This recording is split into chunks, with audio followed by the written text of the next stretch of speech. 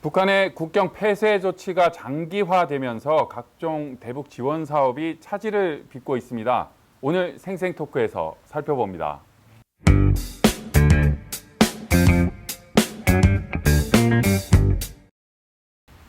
미국의 수도 워싱턴에서 매주 전해드리는 RFA 자유아시아 방송의 생생토크입니다.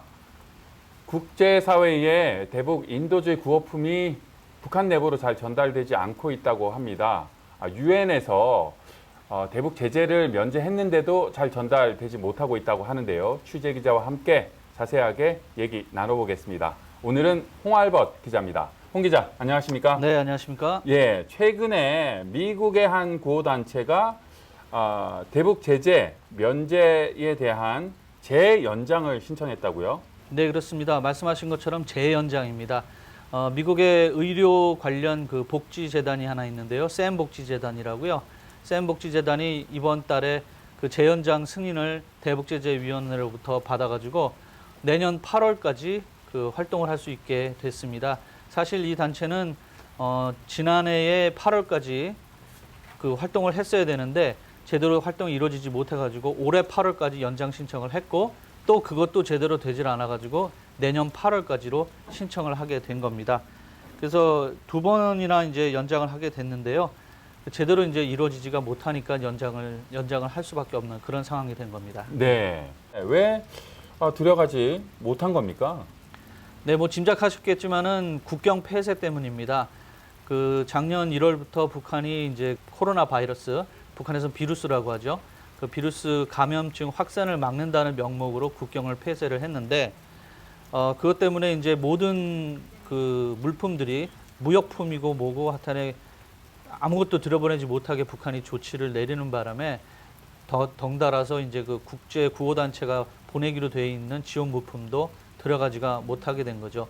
당초에는 이제 소독 시설도 뭐 만들어 가지고 소독을 한 다음에 들여보낸다 어쩐다 이제 얘기가 있었지만은 그것도 제대로 이루어지지가 않고 있는 그런 상황인 것 같습니다.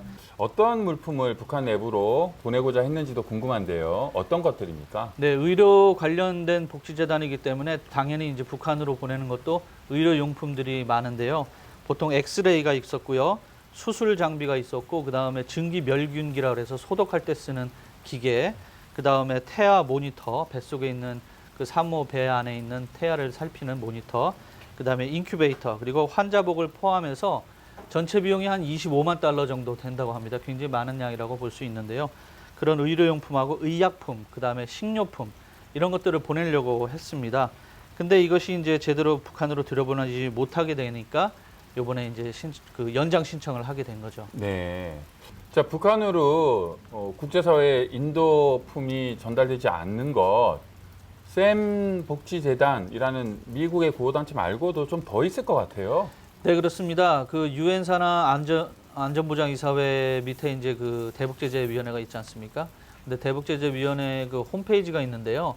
홈페이지에 들어가 보니까는 그 대북제재 면제 승인을 받은 기관들이 또는 단체들이 또는 국가들이 한 19개 정도 되더라고요. 근데 여기서 이제 전체를 파악해 보니까 19개 중에 12곳은 내년 8월까지, 아니 내년까지 그 면제 승인을 받았기 때문에 그때까지 활동을 할 수 있게 돼 있습니다. 그리고 7개, 나머지 7곳은 올해 안으로 이제 그 활동이 끝나게 되는데요. 만일에 올해 안에 그 국경이 열리지 않는다고 한다면은 다시 연장 신청을 하든지 아니면 아예 포기를 해야 된다. 그런 어려운 점들이 있습니다. 예. 네.